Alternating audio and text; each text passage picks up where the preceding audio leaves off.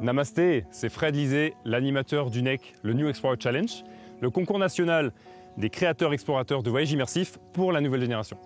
Donc on est de retour sur une deuxième aventure, cette fois-ci au cœur du Népal.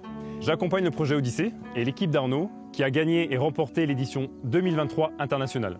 On est ici pour vivre des aventures hors des sentiers battus, des expériences immersives et communautaires, et aussi pour soutenir des projets locaux. Mais avant tout, pour montrer un autre visage du Népal. Alors je vous invite à embarquer avec nous lors de cette Odyssée népalaise.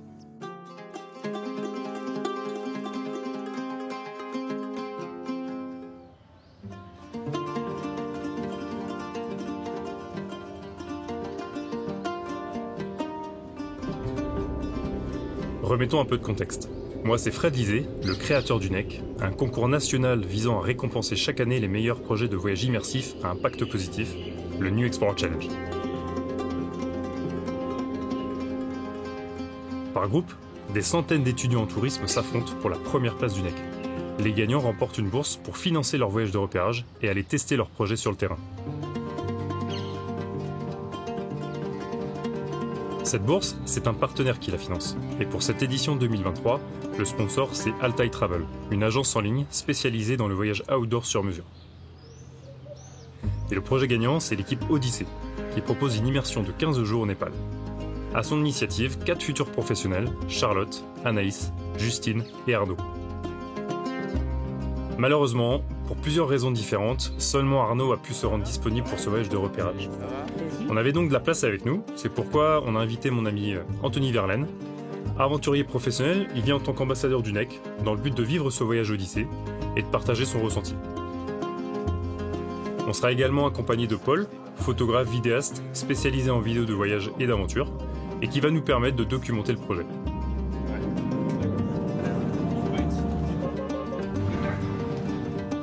Nous voilà donc tous les 4 au Népal, où on est accueillis par Boudi, le boss de la branche népalaise d'Altai Travel.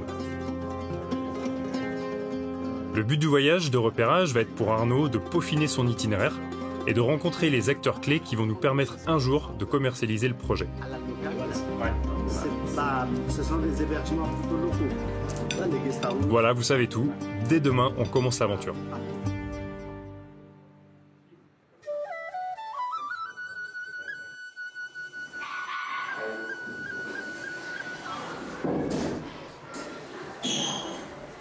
Alors, première nuit au Népal.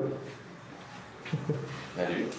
Ça a été? Bien dormi? Nickel. Bon, vous l'entendez à la voix d'Arnaud, le réveil est assez rude.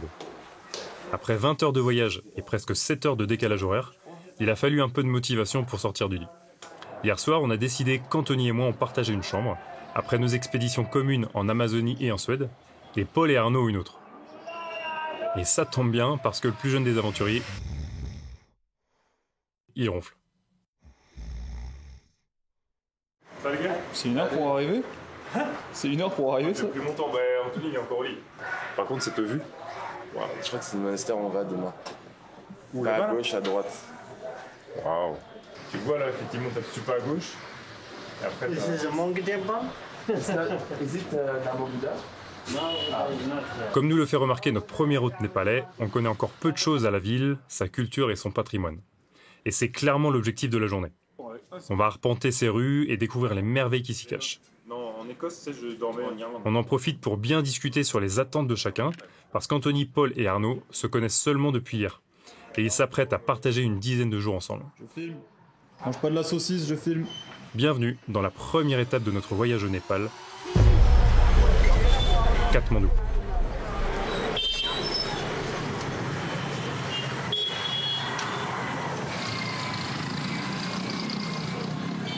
Katmandou en 3 mots. Chaos, spiritualité et fascination. C'est le bordel. Je vais même pas dire 3 mots, je vais te résumer en 1 mot, c'est le bordel. C'est génial, c'est un brouhaha que j'adore, mais c'est un bordel quoi.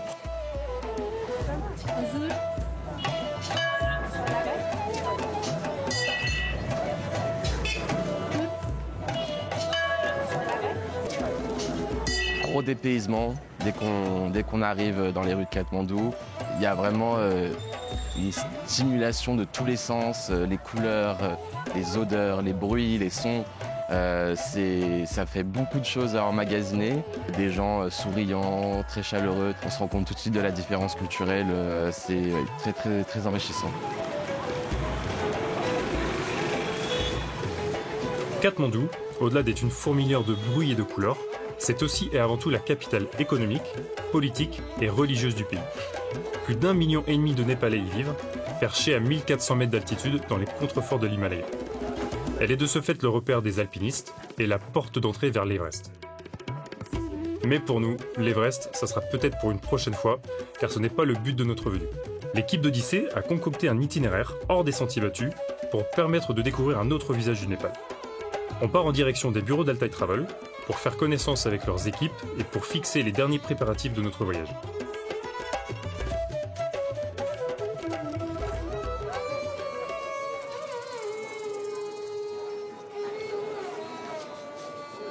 Le Népal est un pays majoritairement hindouiste et bouddhiste.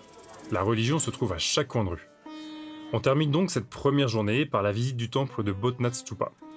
Cet impressionnant colosse blanc, classé au patrimoine mondial de l'UNESCO, est un symbole de la foi bouddhiste et un centre de pèlerinage pour les fidèles du monde entier.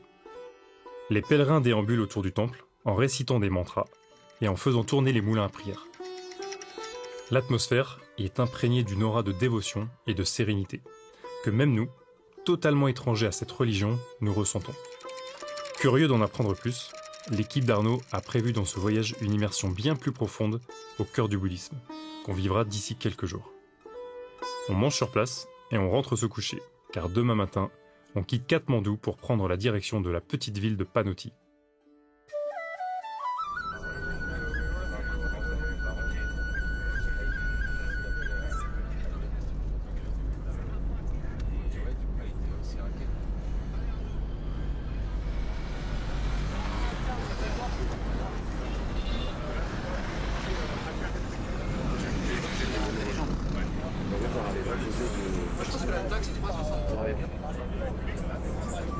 Le deuxième jour, on est arrivé du coup dans la community homestay de Panoti, qui est une communauté locale gérée essentiellement par des femmes.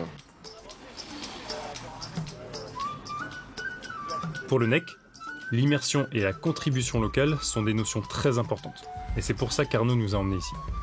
À Panoti, il existe une communauté qu'il fallait absolument qu'on rencontre. La Community Homestay Panoti.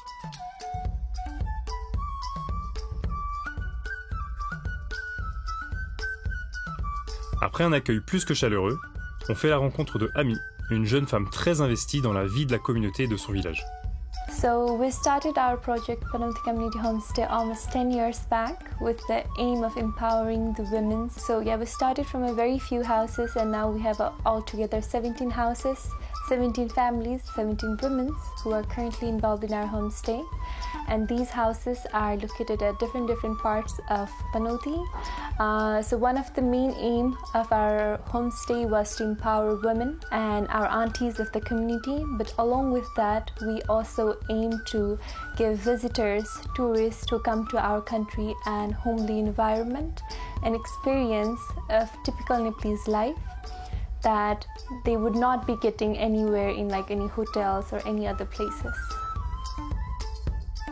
On s'est donc rendu dans une des 17 maisons que comporte la communauté pour grimper ces innombrables escaliers et rencontrer la famille de Bisou. Bitou. Bitou. Bitou. Bisou. Bisou. Bisou. You know what it means in French? Bisou is kiss. You know? C'est là qu'on a fait la rencontre de Nipun, notre première rencontre marquante du voyage. Nipun, c'était un gamin, il avait, je sais pas, 5-6 ans, il était adorable, il nous a chanté, il a fait des tours de magie, il a fait de la guitare.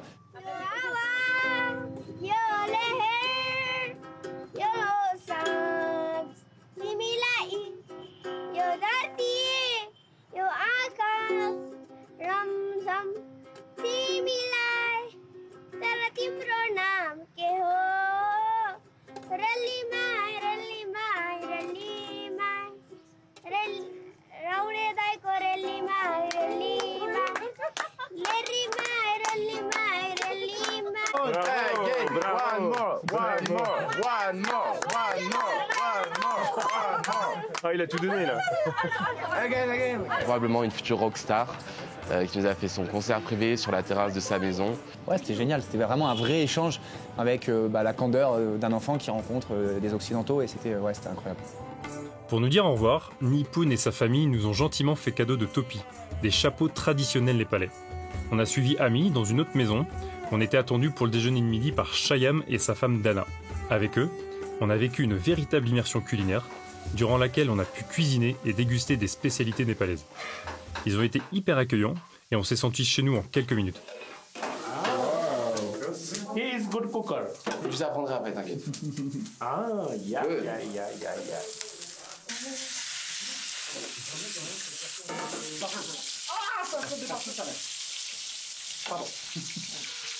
But I put little salt. Okay. Little salt. Not too much spicy, hein? En mangeant, on apprend que Shyam et Dana font partie des premiers à avoir rejoint la communauté. Et Shyam a bien voulu nous en dire un peu plus sur leur vision des choses. Namaste to everybody. My name is Shyam Hari Adhikari and welcome to Panoti Community Homestay. Before nearly 10 years ago, we started this Panoti Community Homestay. At the time, we start only for 8 houses. Normally in Nepal, the gents they have some business and some service and they are do something, but women are only for housewife. We have give the women in power. Why they are coming in Nepal? We have a lot of cultural things. We try to share Nepali culture, Nepali festival, Nepali like a jatra, like this. We try to share them guests. People who visit Nepal, they are safe and don't scare place. Thank you for you too. You give the opportunity to few word presentation and you are in my home place. C'est une expérience qui colle vraiment au projet Odyssée parce que on souhaite vraiment intégrer dans notre circuit ces contacts avec les locaux. Le fait d'être accueilli comme ça, c'est très intéressant. On voit ici les familles vivent très modestement, très humblement.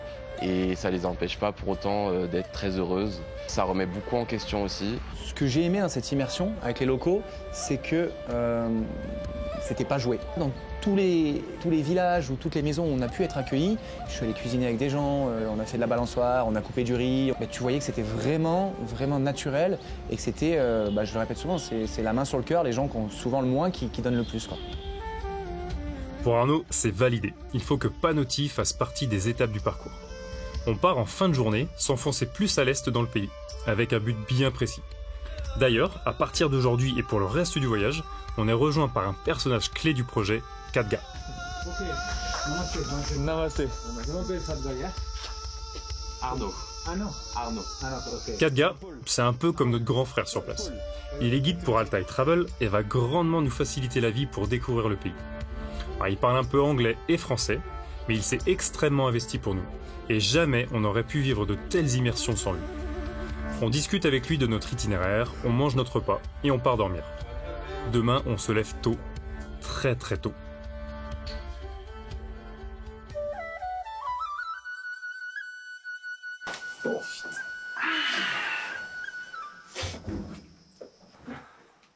Pourquoi il est si tôt?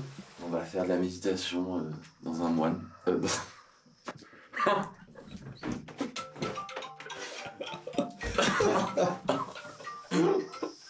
Alors ce qu'a voulu dire Arnaud, c'est qu'on va avoir la chance de participer à la prière du matin dans un monastère bouddhiste. À l'heure où le soleil se lève, on quitte notre logement pour nous rendre en salle de prière.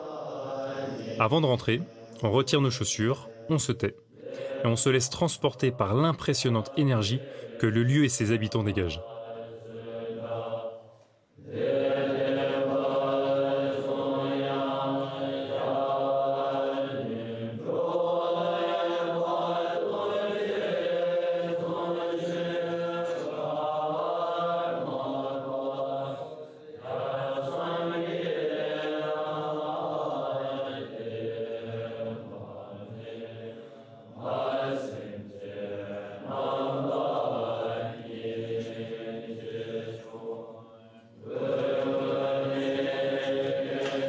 Filmer dans un monastère bouddhiste peut s'avérer assez compliqué car très souvent interdit.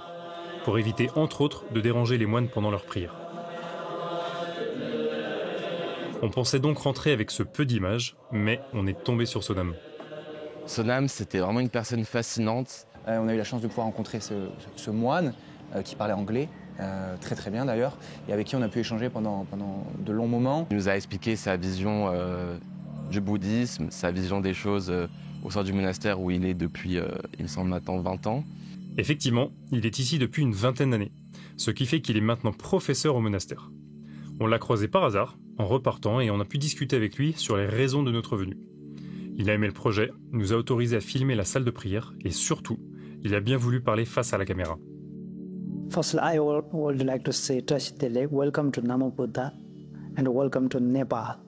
My name is Kama Tokje. It sounds like a Tibetan name. It seems like 2006, I just came from Tibet. So I came here for a monk and I want to learn about Buddhists. I decide everything from myself, no one forcing me. Monk's life is a very happy life. Some people ask me, what is Buddhist? Why Buddhist? I feel Buddhist means something changing from our life. Every person is not perfect. If I can speak about a Buddhist, but some people doesn't like. If some people speaking about Christian, Muslims, everything, some people doesn't like. But Buddhist means something we have changed. Buddhist means we have to change ourselves, bad to good. That is the Buddhist. We have to always take care of our parents, take care of our friend, then take care of our country, then continent, then world. I feel that way. So you asking me about that mountain. Very sad in this world right now. I feel after 150 or 200 years later, we will war for water. So right now is most country thinking about oil. But 200 years or 150 years, that after that we fighting for water. Because our generation, okay, no problem. But we have to think upcoming generation. This is important. Upcoming generation, they don't enough water. They will always fight for water. So we have to manage right now. In monastery, I'm philosopher, I'm Buddhist monk, but I don't enough. That's the only Buddhist way. I have to practice work for environment. So that's why I'm take care environment in Namo Buddha. I got certificate from the WWF and NBF. I'm working plantation and I'm managing the plastic, everything. This is what I can do for monastery, what I can do for our country, what I can do for this world. It starts from myself. Lots of male, female, they have lots of clothes in their room, but they don't use. You buy, you use. You think I'm very clean, but I wear this is 5 years. How? Sometimes it's removing the color. So when I will go in India, then I will putting the color in this. Then it become new. This way. This came from the factory. The factory there have the loss of air pollution. This goes to the Himalayan side. Then all Himalayan destroy. This effect to not only Himalayan side. This all effect to the all country. So enough. We depend on other country. We depend on other people. We depend on the animals. If you want to save, you have to save another. Manage everything. Just limit. Be limit. This is I want to say best way. Sorry for my English, but this all came from my heart and just my experience, what I did, and I will do continue in. Always think for world and think for Nepal and think for our village. So you have to also start the same as like this. Thank you. Sonam, on aurait pu rester des heures entières à l'écouter. Sa sagesse et sa vision du monde nous ont tenus en silence pendant de longues minutes. Après un déjeuner typique népalais, on part marcher sans but précis autour de notre logement. L'après-midi, on est parti se balader avec notre guide Kadga. Et au milieu de nulle part, on est tombé sur un petit groupe de jeunes qui jouent au foot. Donc du coup, on a fait ça, on est allé jouer avec des gamins là. Et en fait, le football, c'est un langage universel.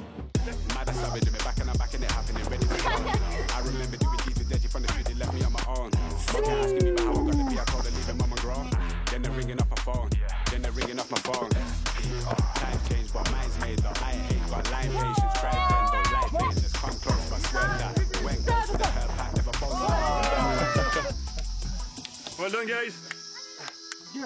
Yeah, well done, guys.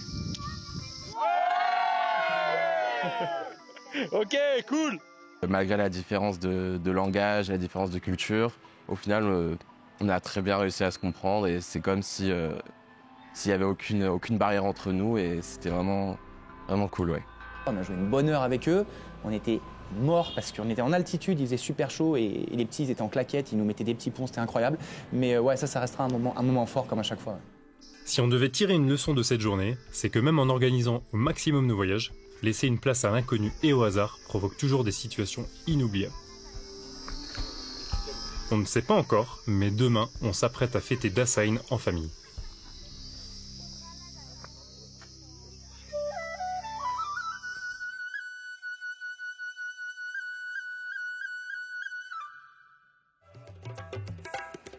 Vu à quel point le match d'hier a été rude, quelques étirements s'imposent au réveil. Aujourd'hui, la journée risque d'être longue, c'est la fête de Dasein au Népal. Pendant qu'on soigne nos corps meurtris, Kadga est parti en quête d'une famille qui serait prête à nous accueillir pour partager avec nous cette journée pleine de traditions. On a eu l'extrême chance de pouvoir arriver au Népal en plein cœur de la fête Dasein, qui est la fête religieuse la plus importante au Népal. On a été accueillis par une famille de locaux qui nous ont invités chez eux, le cœur sur la main. Je pense pour moi c'est le moment le plus fort du voyage. Le matin, on est parti faire des courses, on a acheté des fruits, des boissons, des snacks qu'on a pu du coup offrir à la doyenne de la maison. Comme c'est la culture ici.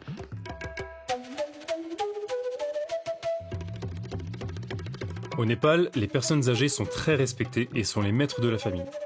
Ici, c'est Mitutapa qui a accepté de nous accueillir. On n'a aucune idée de ce qui nous attend. On se laisse transporter et guider par Kadga et par nos nouveaux amis. Dasein se fait en famille et pour la journée, il semblerait qu'on s'apprête à faire partie de la leur.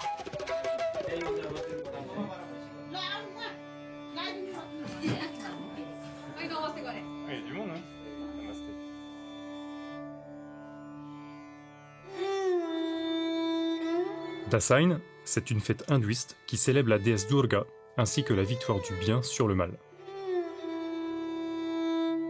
C'est le moment de l'année où les familles se réunissent pour partager plusieurs jours de festivités.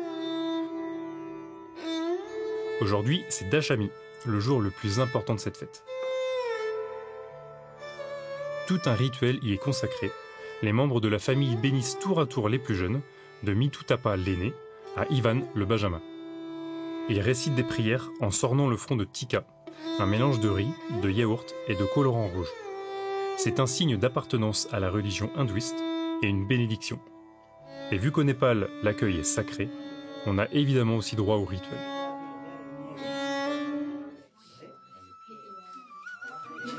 Namaste, मेरो नाम मिठू हो, थापा मिठू थापा।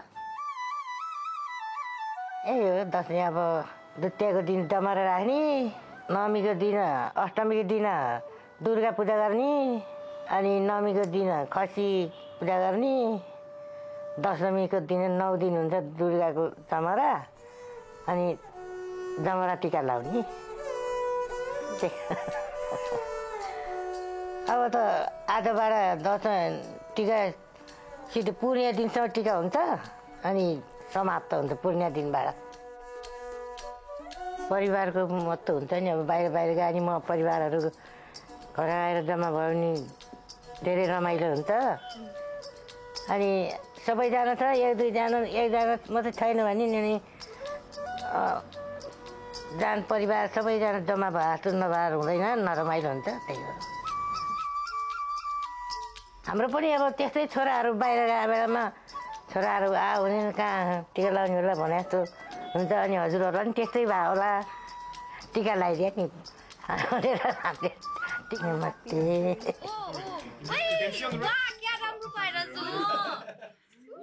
Okay, 1, 2, 3, go. Happy birthday! super.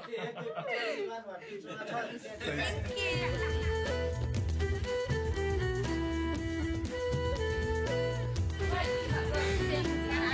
On faisait partie de la famille pendant un moment, pendant 2 jours, on a fait vraiment partie de cette famille. On a partagé un repas très typique, très traditionnel avec eux. Ils étaient très très généreux sur les portions d'ailleurs.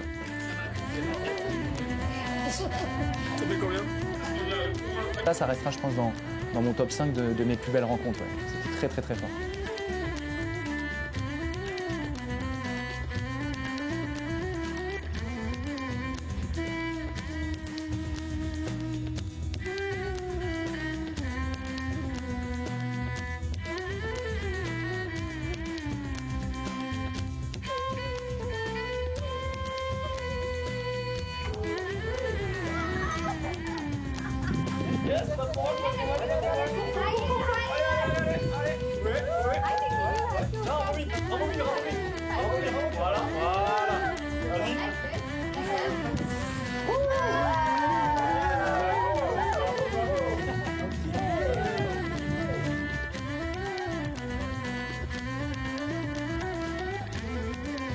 On a aussi dansé avec eux, c'était très, très sympa comme moment.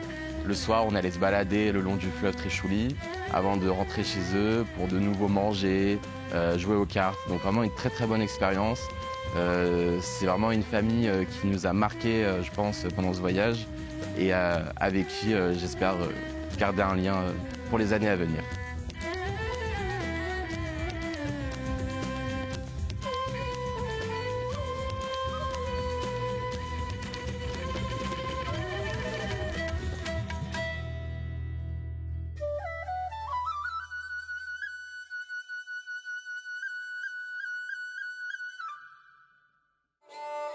Hier soir, on a eu notre premier contact avec le fleuve Trishuli. C'est autour de cette rivière que l'équipe d'Arnaud souhaitait baser son parcours, d'où le nom du projet Odyssée. C'est également là que le voyage intégrera une partie sportive et dépassement de soi, avec une activité bien particulière. Mais avant de nous y rendre, on a déjà une matinée plutôt mouvementée qui nous attend.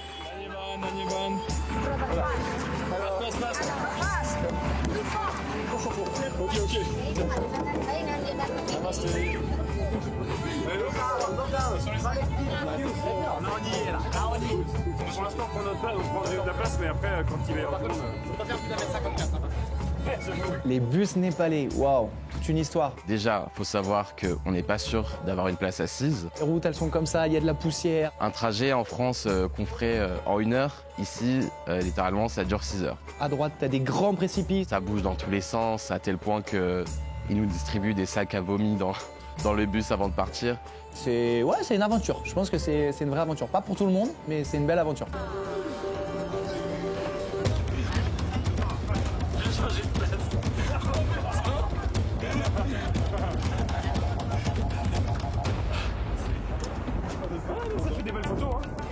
Les bus népalais, c'est avant tout un moyen d'immersion extraordinaire quand on voyage dans le pays. Leur inconfort et leur insécurité font que peu de touristes choisissent ce mode de transport. On se retrouve donc complètement plongé au milieu de la vie des locaux. Alors le temps de rejoindre les berges du Trishuli, on ouvre grand les yeux, on échange quelques sourires et on profite de l'expérience. Alors, Cocomba.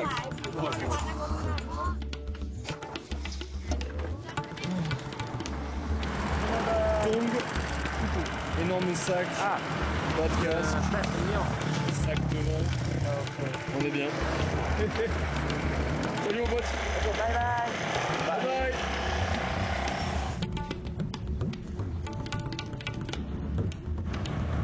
Okay, this way.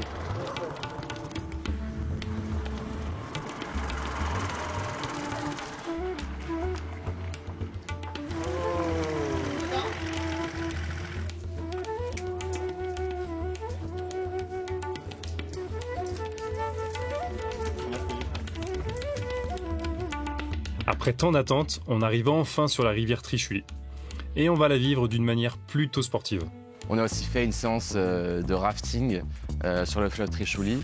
On avait un guide super, Mitoun, qui a géré ça de manière exceptionnelle.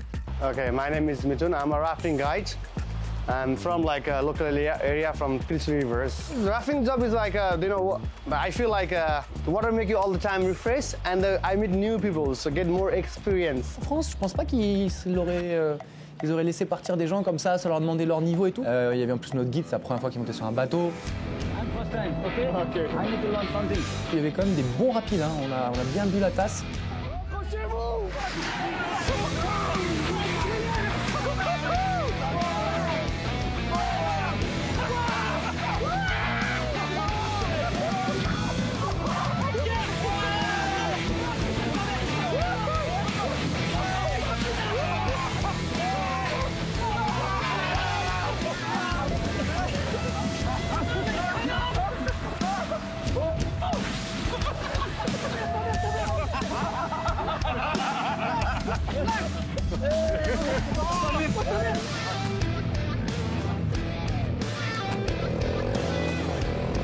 Au Népal, comme en Inde, certains fleuves sont sacrés, et Trishuli en fait partie. On ne se rendait pas vraiment compte de l'importance que ça pouvait avoir pour les Népalais, jusqu'à ce qu'on aperçoive cette scène. So like mostly the area of Trishuli, Hindu peoples like that they believe that if people dead, they burn on the like close to the rivers, and they believe that the dead body goes to the heavens. That's why they burn close to the rivers, because this is a holy river too. That's why. So this is main source is from like is a glacier water. It's from Langcha Himalaya. The name of the give of like the Trishuli is called because of Shiva. Have a friend. They just hit the ground. The waters came out. They charged to India, Ganga, all the way to goes to Bay of Bengal Oceans. Comme on est en circuit de repérage, on n'a fait qu'une après-midi de rafting, mais à terme, c'est vrai qu'on aimerait intégrer plutôt 2 jours, voire 3 jours avec 2 nuits de rafting tout le long du fleuve Trishuli, afin de vraiment créer cette notion de dépassement de soi pour les futurs aventuriers qui feront ce circuit. Si Arnaud semble autant attaché à cette notion de dépassement de soi, c'est parce qu'elle est un des piliers des valeurs du NEC. Et parmi ces valeurs, il nous en manque plus qu'une pour que le voyage immersif soit complet. Demain, on prend la direction du parc national de Chitwan, au sud du pays.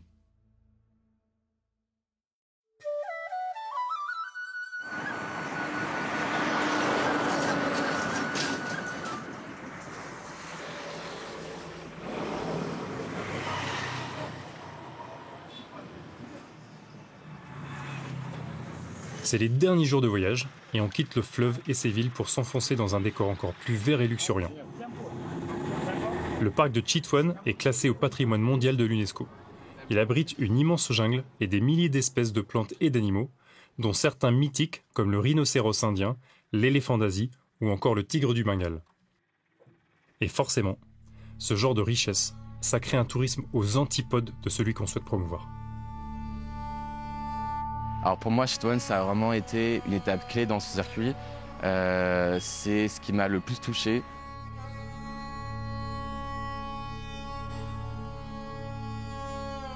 Il y a beaucoup de tourisme à dos d'éléphant. Avec Odyssée, c'est vraiment une facette du tourisme qu'on veut totalement oublier.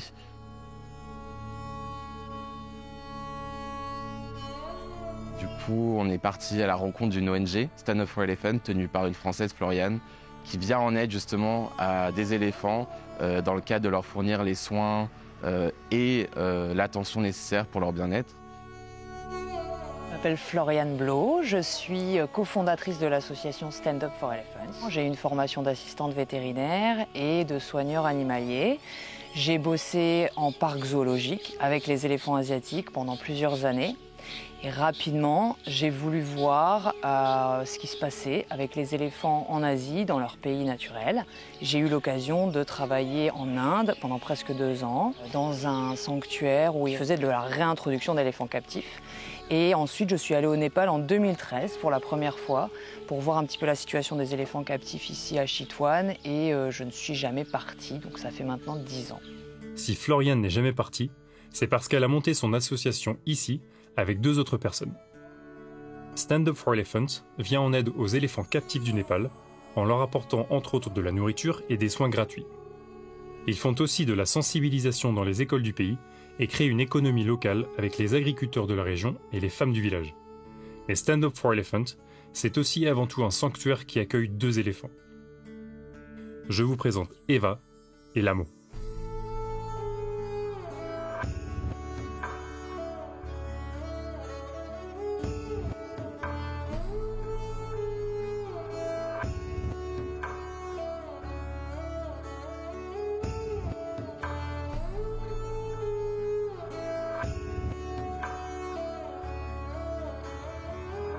On a récupéré 2 éléphants qui travaillaient dans l'industrie du tourisme et qui étaient dans de très mauvaises conditions.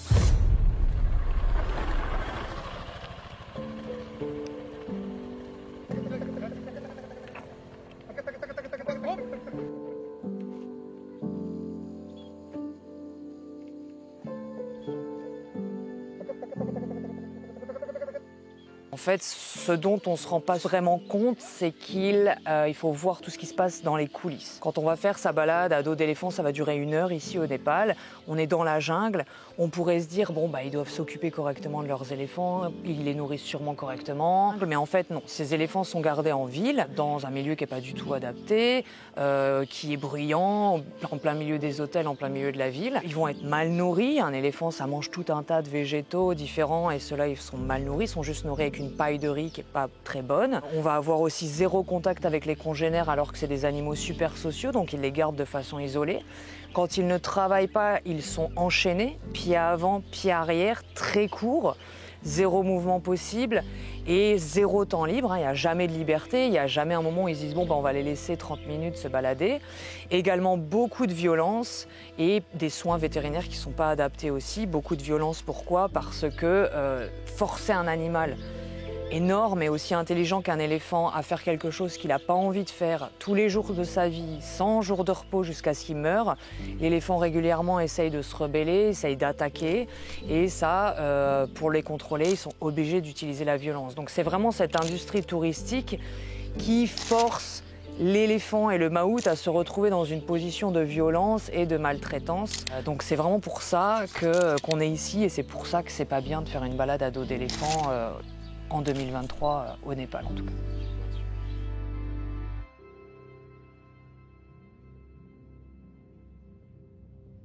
Alors Eva et Lamo sont les 2 femelles qu'on a sauvées ici au sanctuaire avec Stand Up for Elephant et la relation que je vais avoir et que la majorité du staff ici va avoir avec Eva et Lamo, c'est vraiment le minimum. Pourquoi? Parce que notre but, c'est vraiment de les laisser tranquilles, qu'il y ait le moins de contact inutile avec des humains et peut-être un jour, si on a l'opportunité, de les relâcher complètement dans la jungle. Donc ce qu'on veut, nous, c'est qu'elles soient bien ensemble. Elles sont super copines toutes les 2 et ça, c'est notre récompense à nous. On veut aussi qu'elles acceptent de se faire soigner, donc qu'elles nous tolèrent et ça, elles le font et c'est très bien. Elles nous font confiance à ce niveau-là et on peut comme ça faire des soins réguliers. C'est ce qu'on attend le plus d'Eva et Lamo, c'est qu'elles nous tolèrent et qu'on puisse s'en occuper le mieux possible, sans stress, sans anxiété. Et après, la relation principale, ça va être entre elles et les maouts.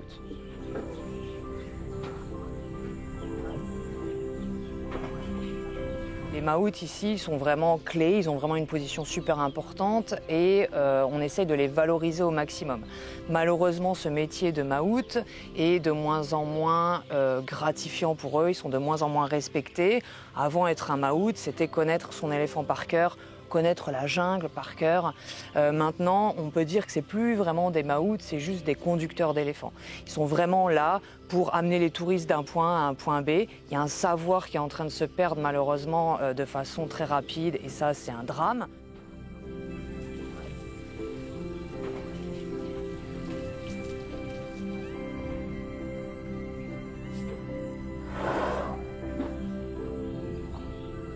Nous, ici, avec l'association, quand on a récupéré notre premier éléphant et après le second, on a dû vraiment trouver des maouts qui aimaient leurs éléphants. Quand les maouts ont accepté notre façon de voir les choses, c'est-à-dire leur laisser le plus de liberté possible et les amener dans la jungle et à ce moment-là, une fois dans la jungle, les laisser aussi complètement en liberté pendant plusieurs heures. Au début, c'était compliqué pour eux de comprendre, mais après, ils ont vu que c'était possible de le faire, que les éléphants étaient contents et respectaient les maouts, même s'il y avait du temps libre, même s'ils paraissaient plus sauvages. Il faut avoir du staff de formé. Et ça a été compliqué parce qu'au Népal, il n'y a pas vraiment de formation sur le bien-être animal, le bien-être des éléphants. Et comme je disais, c'est un savoir qui est en train de se perdre. Heureusement, il y a toute une nouvelle génération de Népalais qui est super intéressée et qui a envie de se former. Et ça, c'est de l'espoir pour le futur de ces éléphants. Donc on essaye de se focaliser là-dessus.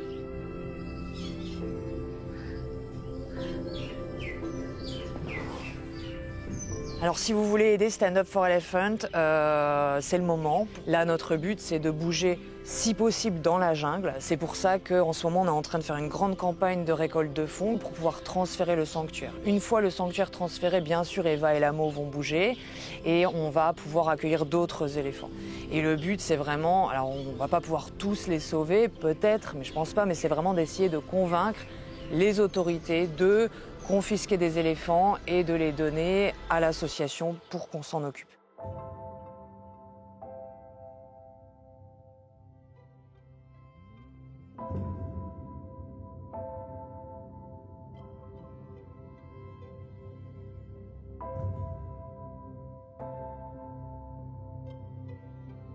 Si vous passez par Chitwan, je vous encourage vivement à aller rendre visite au sanctuaire. Ce sont des personnes dévouées, c'est vraiment une très très bonne cause. Et c'est aussi le tourisme de demain, un tourisme plus conscient, plus responsable, qui s'inscrit totalement dans la lignée du projet Odyssée.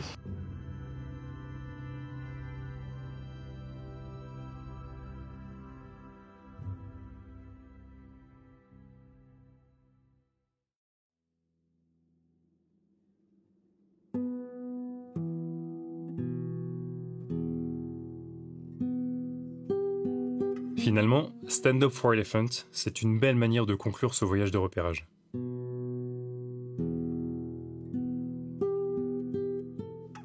Le NEC et l'association partagent énormément de valeurs communes. La contribution locale, l'éco-responsabilité de nos actions, la transmission et les rencontres. Arnaud et son équipe nous ont proposé ici un voyage qui marquera un tournant dans ce qu'est et sera le NEC. Alors merci à Odyssée, et plus spécialement à Arnaud, d'avoir pu nous faire découvrir ce pays et vivre toutes ces aventures. Merci Anthony d'avoir accepté cette première expérience en tant qu'ambassadeur du NEC. Merci à Altai Travel, et plus spécialement Boudi, pour leur soutien sans faille et pour nous avoir présenté Khadga, le meilleur guide du pays. Merci à Paul d'avoir filmé et monté toutes ces images, et merci à vous qui les avez regardées. Danyebad aussi à toutes les personnes qu'on a pu croiser là-bas, 5 minutes, ou une journée entière.